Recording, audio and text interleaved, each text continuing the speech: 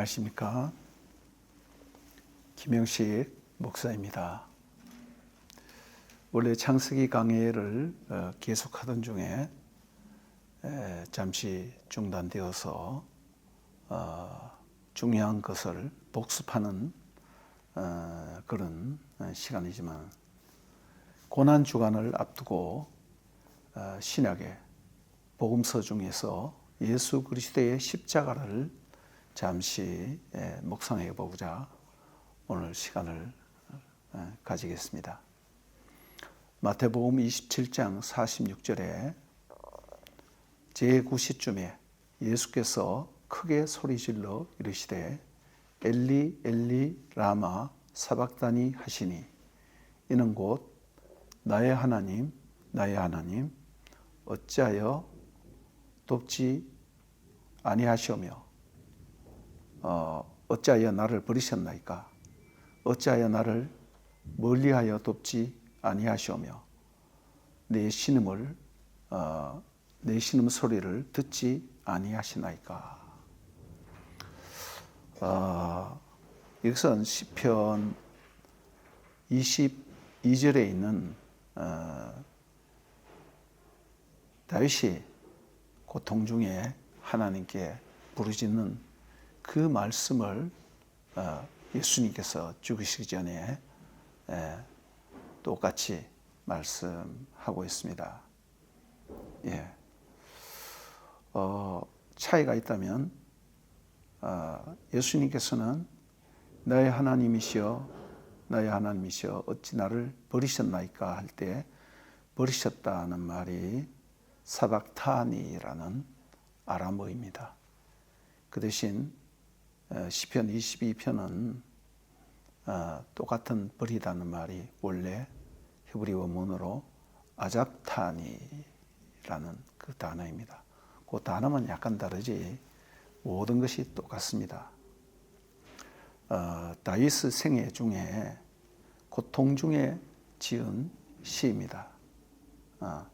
예수 그리스도가 다윗 후손 메시아죠. 예수 그리스도가 십자가에서 하나님께 부르짖은 절규라고 할 수 있습니다. 여러분들도 이런 비슷한 고통을 당해본 적이 있습니까? 우리가 인생을 살면서 수없이 많은 고통을 당하죠. 저희들이 당하는 고통이야 감히 예수님께서 당하는 고통과 비교는 할 수 없지만은, 그러나 거의 초죽음에 이르는 그런 고통을 나이가 든 사람이라면 이 말이 무슨 뜻인지 아시겠습니다. 종교개혁자 마르틴 루터는 비텐베르크 성에서 이 다윗의 시편을 읽다가 의문을 품었습니다. 다윗이 언제 이런 고통을 당했을까? 그러다가 메시아의 고통과 체험을 다윗이 선지자로서 미리 자기가 고통당하는 그 고통을 예언적인 고백을 하고 있는 것이 아닌가. 그래서 메시아 예언의 시입니다. 그래서 이 시를 메시아 시라고도 하죠. 시편 22편 1절에서부터 몇 절을 더 읽어보겠습니다. 내 하나님이여 내 하나님이여 어찌 나를 버리셨나이까? 어찌 나를 멀리하여 돕지 아니하시오며 내 신음 소리를 듣지 아니하시나이까? 여러분 이런 고통 당해 보셨죠? 내 하나님이여 내가 낮에도 부르짖고 밤에도 잠잠치 아니하오나 응답하지 아니하시나이다. 이스라엘의 찬송 중에 계시는 주여, 주는 거룩하시니이다. 우리 조상들이 주께 의뢰하고 의뢰하였으므로 그들을 건지셨나이다. 그들이 주께 부르짖어 구원을 얻고 주께 의지하여 수치를 당하지 아니하였나이다. 나는 벌레요 사람이 아니라 사람의 비방거리요 백성의 조롱거리니이다. 나를 보는 자는 다 나를 비웃으며 입술을 삐죽거리고 머리를 흔들며 말하되 그가 여호와께 의탁하니 구원하실걸, 그를 기뻐하시니 건지실걸 하나이다. 그 밑에도 전 계속 읽고 싶습니다만은 이 정도 시편 22편 말씀을 읽고 여러분 시간 나시면 한번 시편 22편을 깊이 한번 묵상해 보시기 바랍니다. 다윗 생애 가운데 고통 중에서, 즉 다윗은 하나의 성도죠. 성도가 고통 중에서 메시아의 고통을 뭔가 느끼게 되는 그런 연결점을 우리가 여기서 찾을 수 있겠습니다. 성경 말씀 가운데 버림받은 모티브라는 그런 용어가 있어요. 많은 신학자들이 성경을 읽다가 많은 사람들이, 특별히 지도자들이 버림을 받는 거예요. 자기 백성들로부터. 그런데 그 지도자가 버림을 받았다가 다시 컴백해서 그 백성들을 구원하는 그런 것입니다. 이것을 일컬어서 신학적으로 버림받은 모티브라고 그렇게 합니다. 이것은 모두 메시아 예수 그리스도가 아버지 하나님께 버림받은 것을 말씀하며 그것을 예표하고 그것을 그 사건 중에 예언하는 것이라고 할 수 있겠습니다.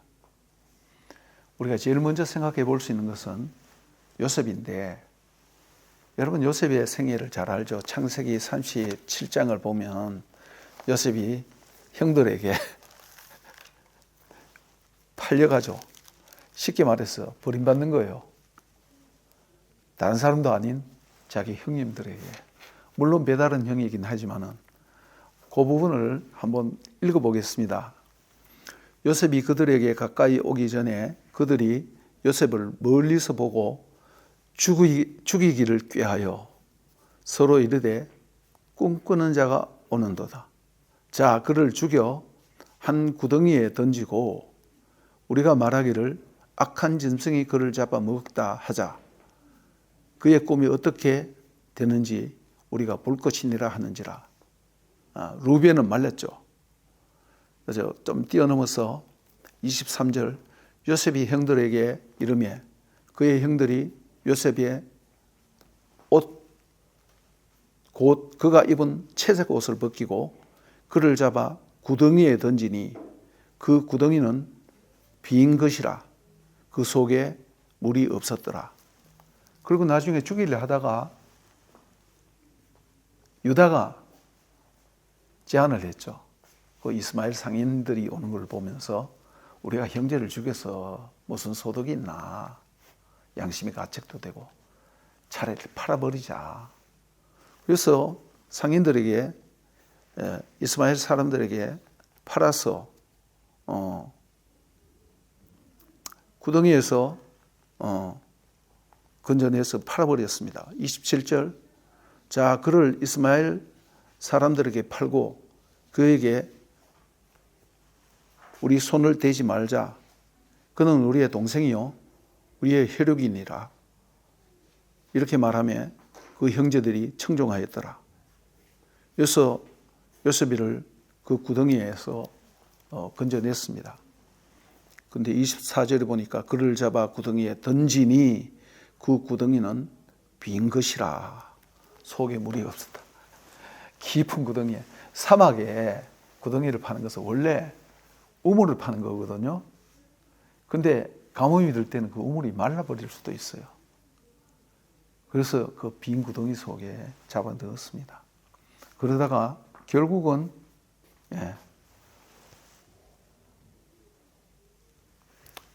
팔아버리는 거죠. 애굽의 종이 되었습니다. 애굽으로 팔아버렸습니다. 근데 창세기 40장 15절에 보면 요셉이 이 말을 합니다. 그 감옥에 있을 때 그 술 맡은 가는과 떡 구는 가는장이 오잖아요.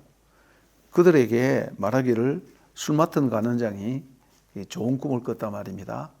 그래서 당신이 잘 되거든 나를 생각하고 내게 은혜를 베풀어서 내 사정을 바로에게 하려 이 집에서, 이 집이 뭡니까?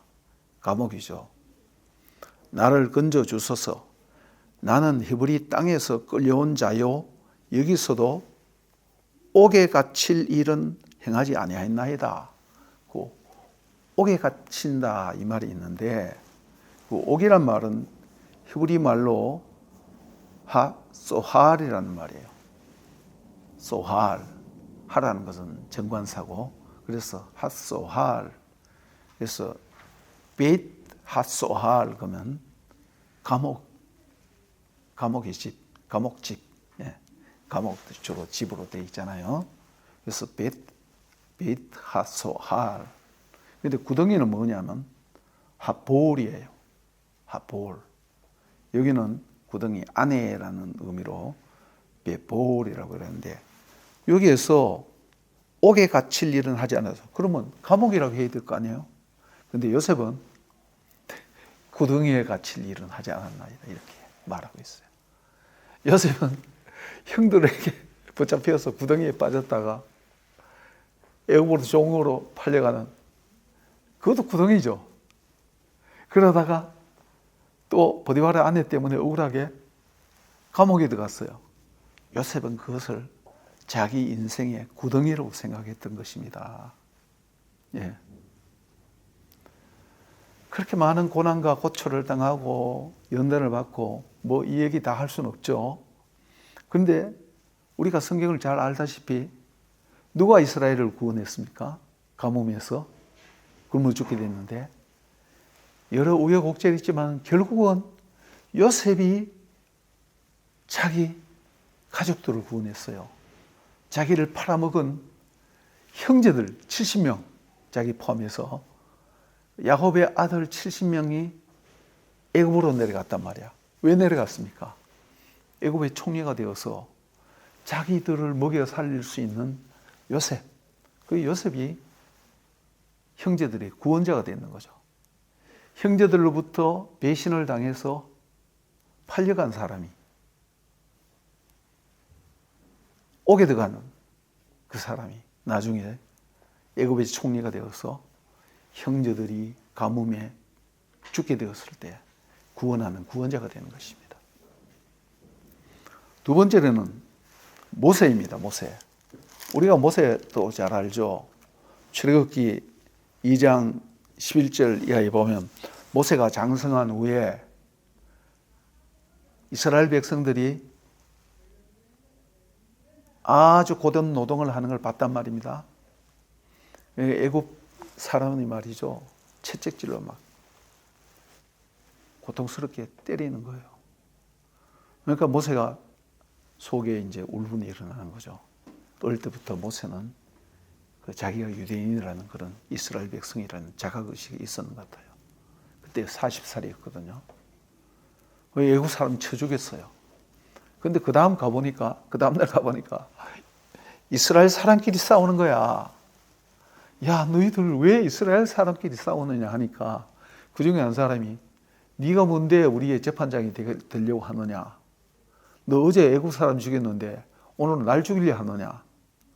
그리고 모세가 아마 여기 자세한 설명은 하지 않았지만은 애굽의 파라오가 그것 때문에 수색을 했는 것 같아요. 그래서 모세가 그걸 계기로 해서 미디안으로 망명을 갔죠. 이건 뭡니까? 물론 여러 가지 이유가 있겠지만은 자기의 동족인 이스라엘 백성이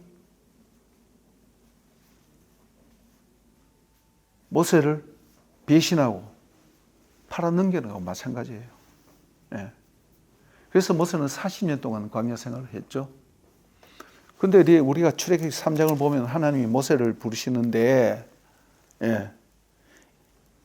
3장 9절에 이제 가라 이스라엘 자손의 부르짖음이 내게 달하고 애굽 사람이 그들을 괴롭히는 학대도 내가 보았으니 이제 내가 너를 바로에게 보내어 너에게 내 백성 이스라엘 자손을 애굽에서 인도하여 내게 하리라. 하나님은 자기 동족 이스라엘에게 배신을 당해서 망명을 와서 40년 동안 목동 노릇하던 모세를 불러서 그 이스라엘을 구원하라고 하는 거예요. 우리가 잘 알다시피 모세가 이스라엘의 구원자라는 사실은 우리가 너무나 잘 알죠.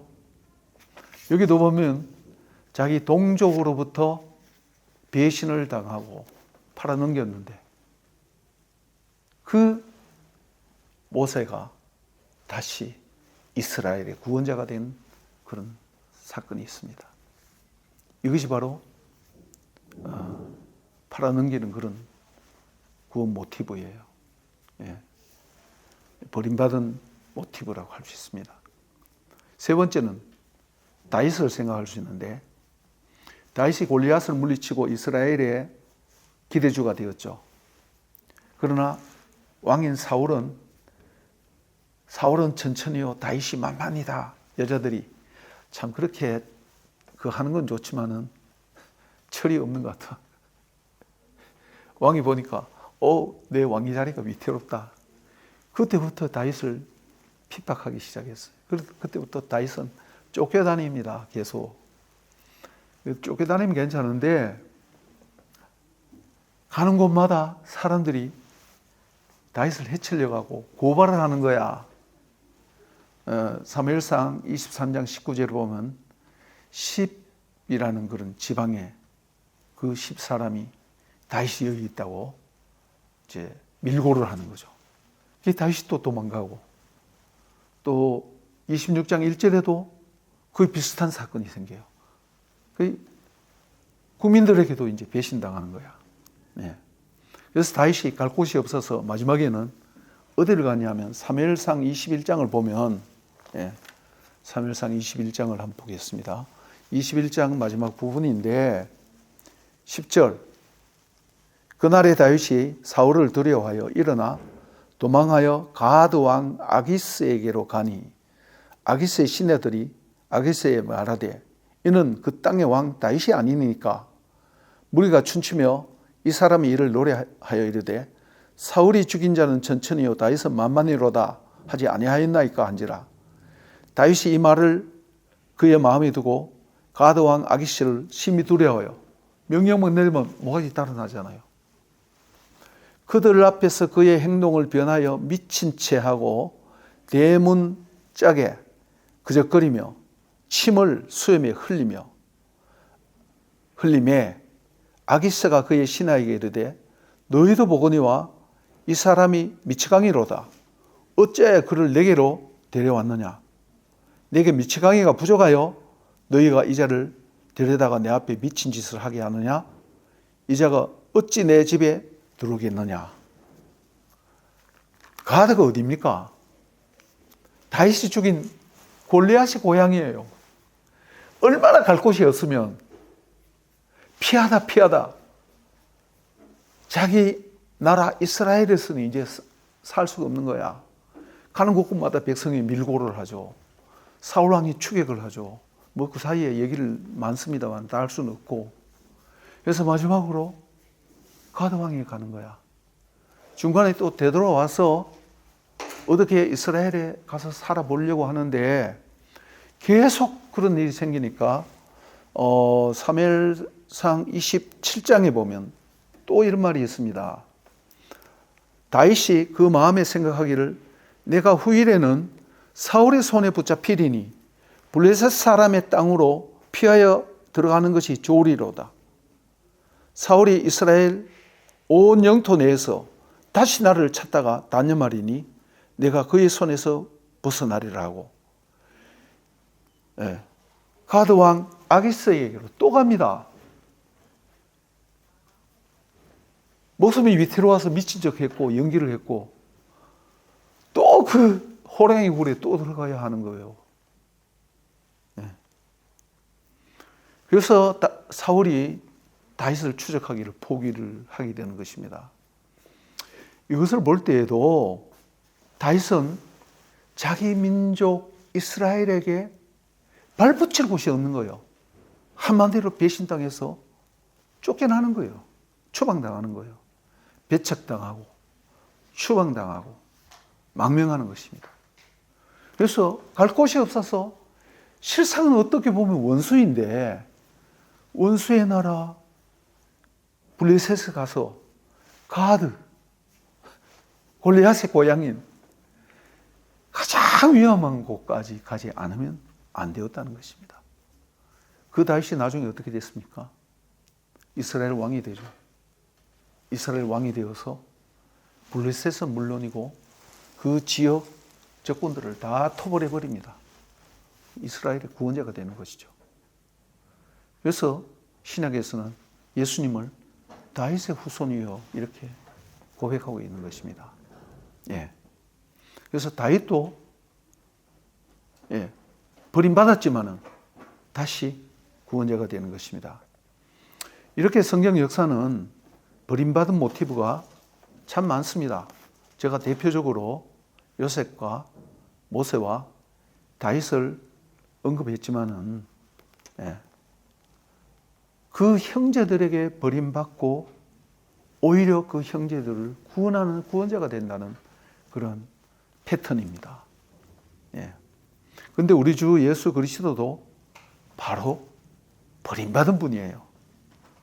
마태복음 26장 56절에 보면 뭐 베드로가 큰 소리 쳤는 거 여러분 잘 아시죠? 그렇지만은 다 얘기는 못 하겠습니다.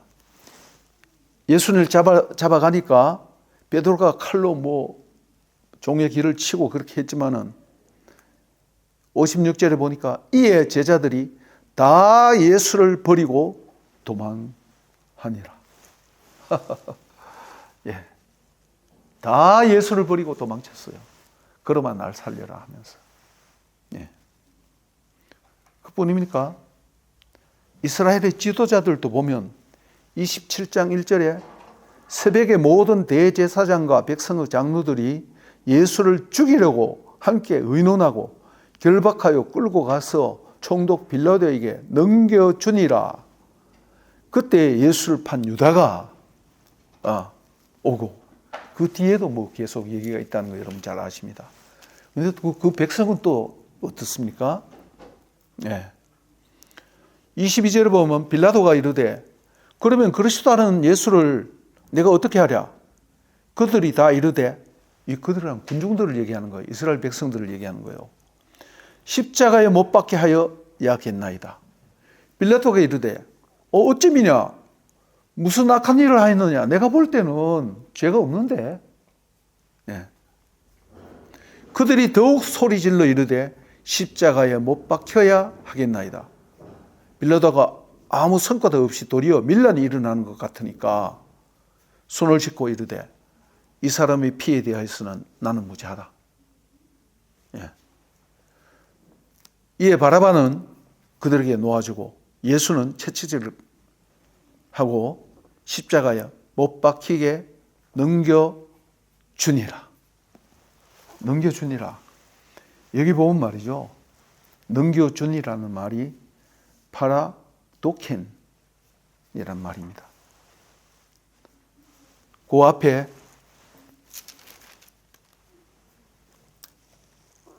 그때 예수를 판 유다 요 말이나 27장 2절에 빌라도에게 넘겨주니라. 그 다음 로마서 8장을 또 한번 읽어봐야겠어요. 로마서 8장 32절 그러니까 제자들에게 버림받죠. 유대 지도자들에게 버림받죠. 뭐 그건 그렇다 치고 백성들에게도 버림받죠. 군중들이 따를 때가 언제입니까?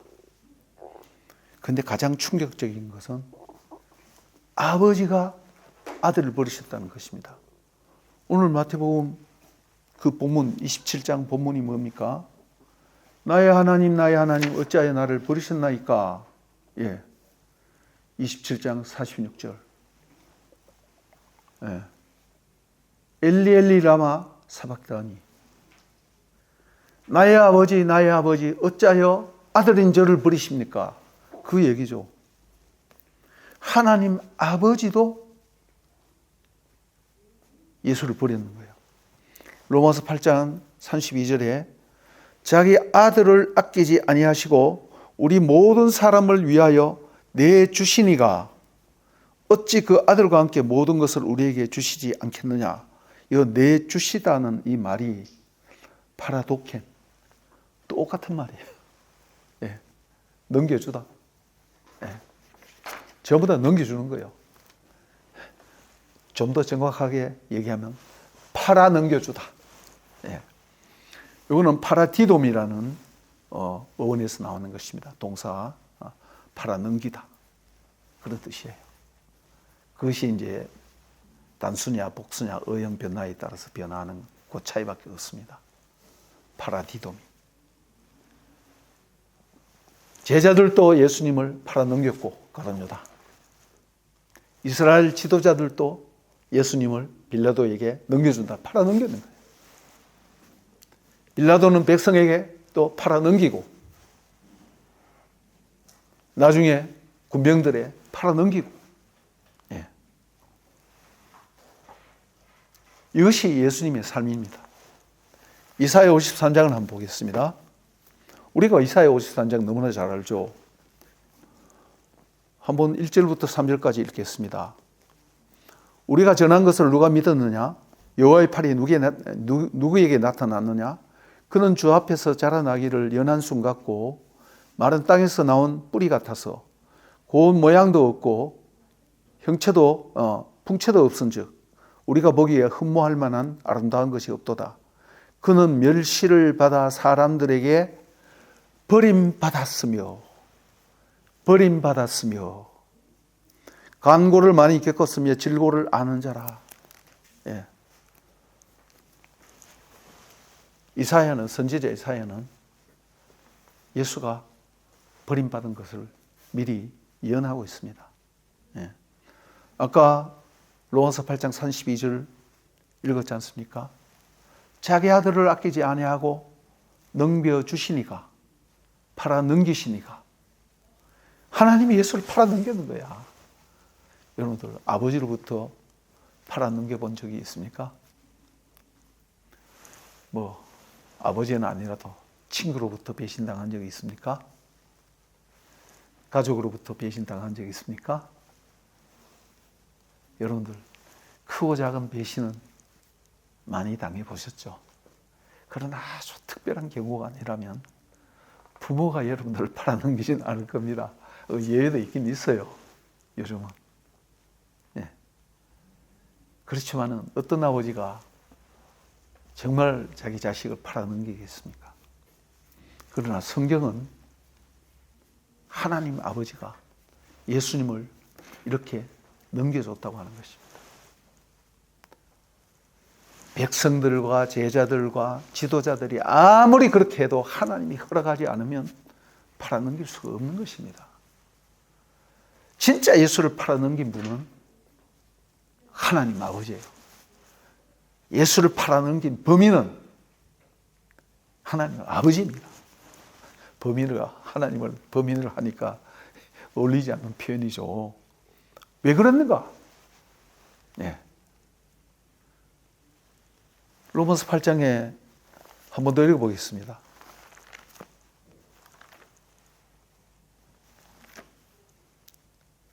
자기 아들을 아끼지 아니하시고 우리 모든 사람을 위하여, 우리 모든 사람을 대신하여, 내가 죽어야 되는데, 내가 죄로 말미암아 심판받고 죽어야 되는데 나를 대신하여 우리 모두를 대표하여서 팔아넘겨졌다는 것입니다. 그 하나님이 우리를 이렇게 사랑하는데, 자기의 친아들을 팔아넘길 만큼 사랑하는데 어찌 하나님 아버지가 우리를 위하여 그 아들과 함께 모든 것을 우리에게 주시지 아니하겠느냐. 이것이 복음입니다. 고린도후서 5장 14절과 15절에는 이런 말씀이 있습니다. 그리스도의 사랑이 우리를 강건하시는도다. 우리가 생각하건대 한 사람이 모든 사람을 대신하여 죽었은즉, 한 사람이 모든 사람을 대신하여라는 거다. 팔아넘겨져서 죽었은즉 모든 사람이 죽은 것이라. 그가 모든 사람을 대신하여 그리스도가 팔아넘겨져서 죽으시면 살아있는 자들로 다시는 그들 자신을 위하여 살지 않게 하려 함이라. 야, 복음이라는 이런 것입니다. 19절을 보면 곧 하나님께서 그리스도 안에 계시사 세상을 자기와 화목하게 하시며 저희 죄를 저희에게 돌리지 아니하시고 그들의 죄를 그들에게 돌리지 아니하시고 내 죄를 나에게 돌리지 아니하시고 화목케 하시는 말씀을 우리에게 주셨느냐. 그럼 내 죄를 누구에게 돌려줬느냐? 저와 여러분의 죄를 누구에게 돌려줬느냐? 21절, 하나님이 죄를 알지도 못하신 이를 우리를 대신하여 죄를 삼으신 것, 우리를 대신하여 예수를 팔아넘겨서 십자가에 못 박혀 죽게 하시고 우리를 대신하여 죄를 지신 것은 죄를 삼았다 그랬어요. 그 안에서 하나님의 의가 되게 하려 하심이라. 우리는 불의합니다. 죄로 말미암아 죽을 수밖에 없습니다. 이것이 우리의 운명이에요. 죄의 사성 사망이라. 그런데 하나님이 이 세상을 이처럼 사랑하사 독생자를 주셨으니, 독생자를 팔아넘기셨으니, 어디에? 십자가에 못 박혀 죽도록, 내가 죽어야 되는데 주님이 대신 죽도록 팔아넘기셨으니, 이것이 하나님의 사랑입니다. 이렇게 팔아넘기셔서 죽은 예수가 바로 우리의 죄가 되시고 우리는 예수님 덕분에 의로운 자가 되는 것입니다. 이것이 복음입니다. 또 이것이 예수님의 십자가의 사랑입니다. 그래서 갈라디아서 3장 13절과 14절 말씀 읽고 마치겠습니다.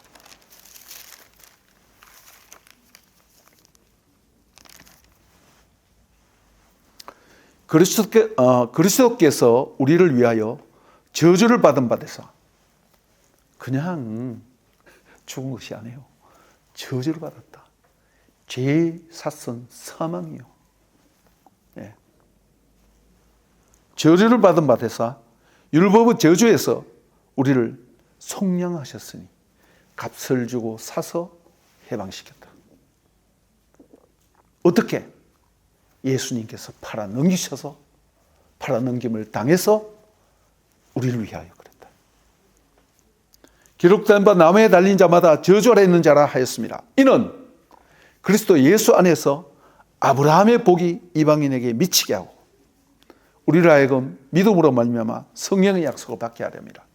성령의 약속이라는 건 뭐예요? 하나님의 생명, 죄로 말미암아 죽을 수밖에 없는 우리를 대신하여서 십자가에 못 박혀 죽으신 그분이 우리 죄를 대신해서 죽으시고 죽은 자 가운데 살아나셔서 우리에게 생명의 성령을 주셔서 우리가 다시 살게 됐다는 것입니다. 이것이 복음입니다. 오늘은 제가 구약 성경에 팔아넘기다라는 그 신앙 모티브, 버림받은 자의 모티브, 요셉과 모세와 다윗을 예를 들면서 신학에 예수님의 십자가의 의미가 무엇인가, 제자들도 팔아넘기고 유대인 지도자도 팔아넘기고 가룟 유다는 물론이고 빌라도도 팔아넘기고, 다 무엇보다도 하나님 아버지께서 자기 아들을 팔아넘기셨다는 것입니다. 그렇게 함으로 죄에 팔려 죽을 수밖에 없는 우리를 대신 살렸다는 것입니다. 이것이 복음입니다. 감사합니다.